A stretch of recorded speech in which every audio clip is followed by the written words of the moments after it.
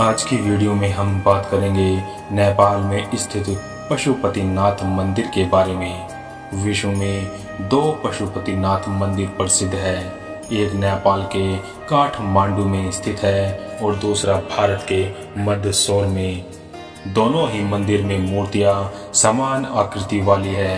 नेपाल का मंदिर बागमती नदी के किनारे काठमांडू में स्थित है और इसे यूनेस्को की विश्व धरोहर में शामिल किया गया है। यह मंदिर बहुत ही भव्य है और यहाँ पर देश विदेश से पर्यटक आते हैं। नेपाल स्थित पशुपतिनाथ मंदिर करोड़ों हिंदुओं की आस्था का केंद्र है। इस भव्य मंदिर का निर्माण ईसा पूर्व 3वीं सदी में सोमदेव राजवंश के पशुप्रेक्ष नामक राजा ने करवाया था। इस मंदिर के निर्माण से जुड़े कुछ ऐतिहासिक मत भी है और इस पर यकीन करें तो मंदिर का निर्माण 13वीं शताब्दी में किया गया था। मंदिर के गर्भगृह में पंचमुखी शिवलिंग है। कहते हैं कि ऐसा विग्रह दुनिया में कहीं और नहीं है। हिंदू पुराणों के अनुसार पशुपतिनाथ मंदिर का इतिहास हजारों साल पुराना है। एक मान्यता यह है कि बागमती के किनारे भगवान शिव पहुंचकर एक चिंकारे का रूप धारण करते हैं और गहरी नींद में सो जाते हैं। जब भगवान शिव वाराणसी में नहीं मिले तब देवताओं ने उन्हें बागमती के किनारे पर सोते हुए पाया। देवता उन्हें वापस वाराणसी ले जाने का प्रयास करने लगे। इसी दौरान चिंकारे के रूप में भगवान शिव ने बागमती नदी के दूसरे किनारे की ओर छलांग लगा दी। छलांग लगाने के दौरान ही उनका सींग 4 टुकड़ों में टूट गया था। कहते हैं तभी से भगवान पशुपति चतुर्मुख लिंग के रूप में प्रकट हुए। माना जाता है कि यह लिंग वेद लिखे जाने से पहले ही स्थापित हो गया था और इससे कई पौराणिक कहानियां भी जुड़ी हुई है।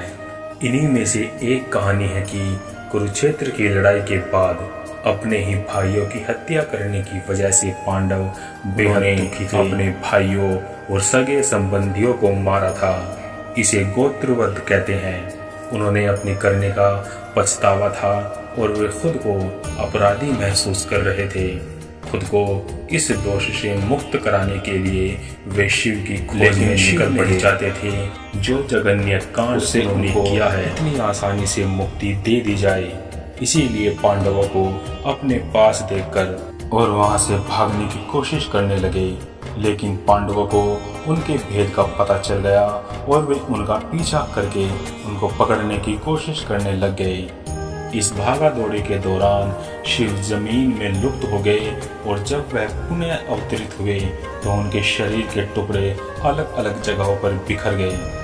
नेपाल के पशुपतिनाथ में उनका मस्तिष्क गिरा था और तभी इस मंदिर को तमाम मंदिरों में सबसे खास माना जाता है। केदारनाथ में बैल का कुबड़ गिरा था और बैल के आगे की 2 टांगे तुंगनाथ में गिरी। यह जगह केदार के रास्ते में पड़ती है। बैल का नाभि वाला हिस्सा हिमालय के भारतीय इलाके में गिरा। इस जगह को मध्य महेश्वर कहा जाता है।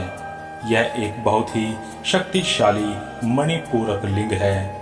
बैल के सींग जहाँ गिरे इस जगह को कल्पनाथ कहते हैं। इस तरह उनके शरीर के अलग अलग टुकड़े अलग अलग जगहों पर मिले।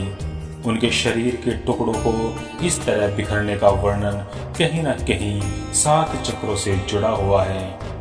इन मंदिरों को इंसानी शरीर की तरह बनाया गया था। यह एक महान प्रयोग था। इसमें तांत्रिक संभावना से भरपूर इंसान का एक बड़ा शरीर बनाने की कोशिश की गई थी। पशुपतिनाथ 2 शरीरों का सिर है। एक शरीर दक्षिणी दिशा में हिमालय के भारतीय हिस्से की ओर है और दूसरा हिस्सा पश्चिमी दिशा की ओर, जहां पूरे नेपाल को ही एक शरीर का ढांचा देने की कोशिश की गई थी। नेपाल को 5 चक्रों में बनाया गया था। इस तरह से उन्होंने नेपाल की पूरी भौगोलिक स्थिति को इस्तेमाल करते हुए एक तांत्रिक शरीर की रचना की, ताकि वहां रहने वाले सभी लोग और हर एक प्राणी एक बड़े लक्ष्य के साथ जिए। जब हम तंत्र की बात करते हैं तो हमारा मतलब स्वच्छंद यौन संबंध से नहीं है। हमारा मतलब रस्मों, पूजा पाठ के तरीकों या दूसरी बातों से भी नहीं है। दरअसल हमारा मतलब जिंदगी को बनाने और मिटाने के विज्ञान से है।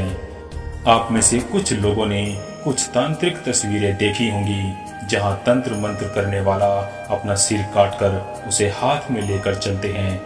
ये तस्वीर आपको यही बताने की कोशिश करते हैं कि तंत्र मंत्र का अभ्यास करने वाला दरअसल जीवन देना और इसे नष्ट करना सिखाता है।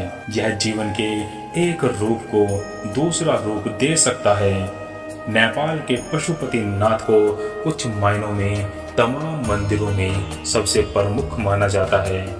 पशुपति का अर्थ है पशु मतलब जीवन और पति का मतलब स्वामी या मालिक, यानी जीवन का मालिक या जीवन का देवता। पशुपतिनाथ दरअसल 4 चेहरों वाला लिंग है।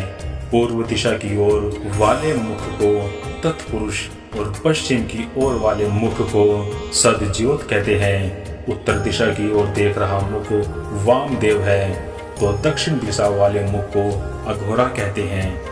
यहाँ एक जगह पर आपको जरूर जाना चाहिए और वह जगह है भक्तपुर।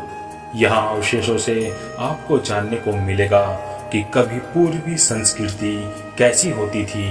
भक्तपुर एक ऐसा शहर है जिसे इस तरह तैयार किया गया था कि यहाँ आने वालों को हर कदम पर ईश्वरीय शक्ति का आभास हो। भक्तपुर का मतलब भी यही है, तभी तो यहाँ हर पड़ाव वास्तव में एक मंदिर है। यहाँ पानी पीने की जगह भी एक मंदिर है, साफ सफाई की जगह भी एक मंदिर है और यहाँ तक कि बात करने की जगह भी एक मंदिर है।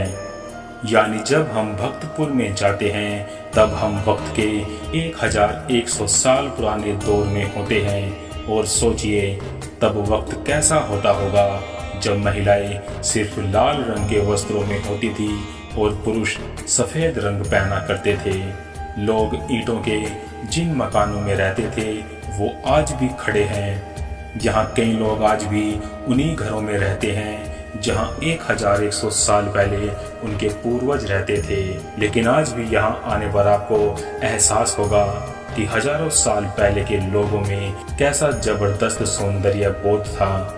किसी भी चीज को सिर्फ खूबसूरती देने में कितनी मेहनत की थी उन लोगों ने।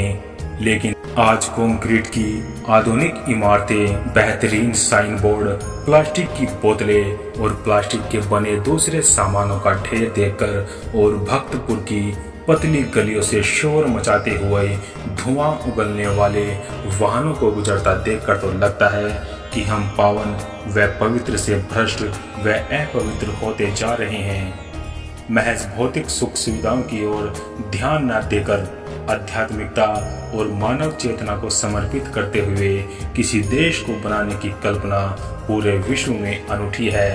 ऐसा करने वाले देश शायद तिब्बत और नेपाल ही है। इस मंदिर की दिनचर्या की बात करें तो यह मंदिर प्रत्येक दिन प्रातः 4 बजे से 9 बजे तक खुला रहता है।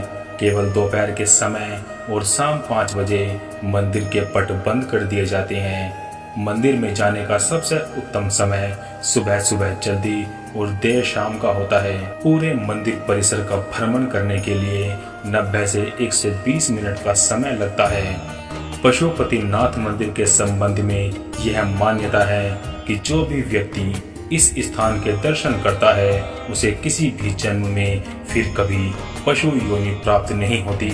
मंदिर की महिमा के बारे में आसपास के लोगों से आप काफी कहानियां भी सुन सकते हैं। मंदिर में अगर कोई घंटा आधा घंटा ध्यान करता है तो वह जीव कई प्रकार की समस्याओं से मुक्त भी हो सकता है। आज की हमारी इस वीडियो में इतना ही। अगर आपको हमारे द्वारा दी गई जानकारी अच्छी लगी तो लाइक करें, शेयर करें और जाते जाते हमारे चैनल को सब्सक्राइब करें। मिलते हैं नेक्स्ट वीडियो में, तब तक के लिए बाय एंड टेक केयर।